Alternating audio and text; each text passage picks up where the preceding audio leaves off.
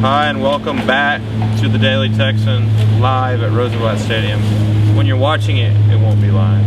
Again, we have Michael Sherfield, and joining us today, special guest Jason Cole from Scout.com, Burnt Orange Beat, Lone Star Dugout, part of the Scout.com network. Same thing. It's all the same. Well, Arizona State just took down UNC, so it's going to be the Sun Devils again. Yeah, and good for Texas, I think.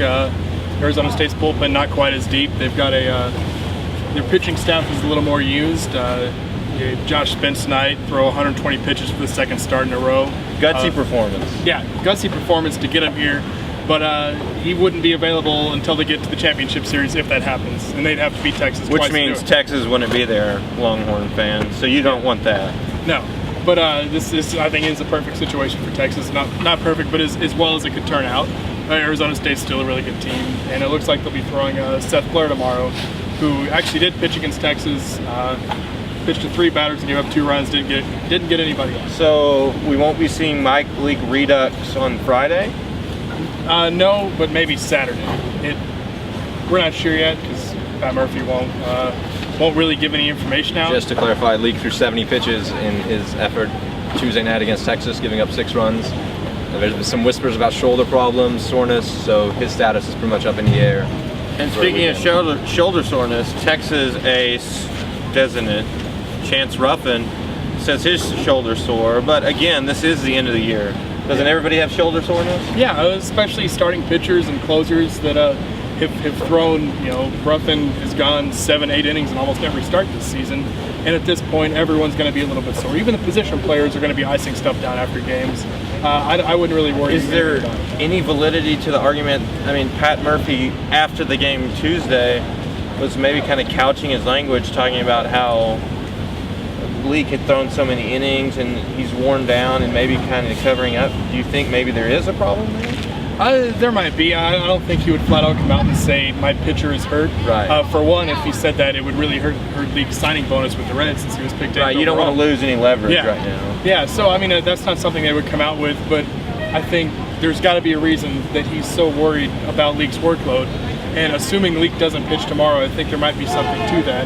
And if it goes to a Saturday game, it'll be interesting to see how they handle Leake and whether or not. I mean, I'm sure he'd pitch, but how many innings they'd let him go. Right. Like, what's the limit?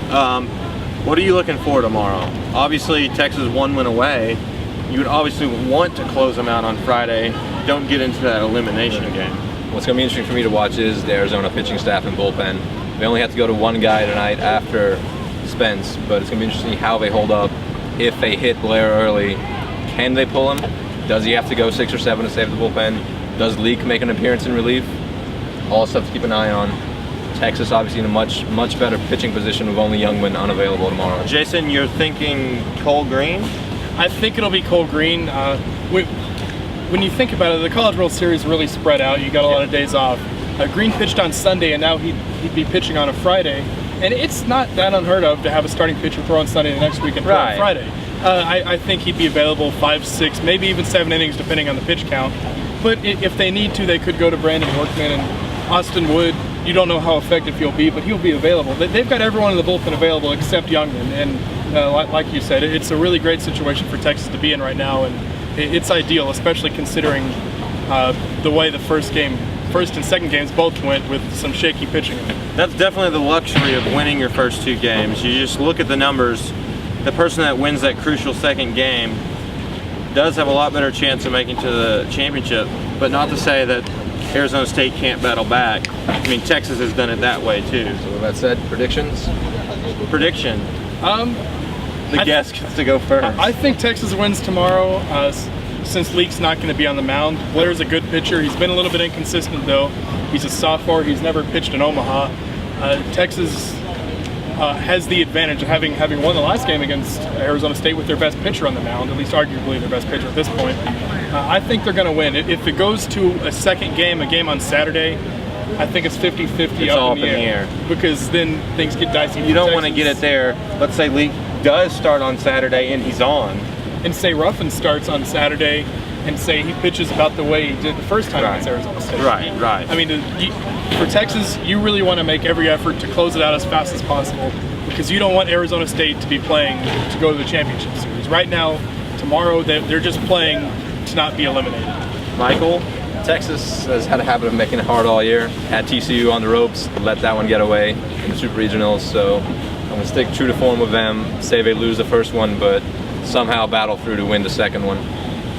That's my guess.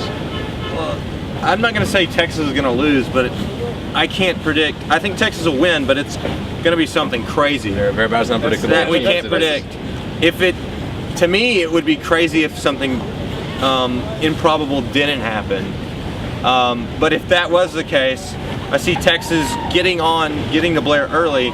He has pitched here. He didn't look good. And second, the pressure of him coming in to start, that is probably going to get him when he knows they need the game. And I think Texas bats do have some confidence right now. They get to him early. If the wind's blowing out, 2 or 3 home runs, they cruise, and then the bullpen blows it. Or maybe Kendall Carrillo coming and throw 8 scoreless innings. You never know. Texas wins on Friday, and just like these two said, if it gets to Saturday, all bets are off.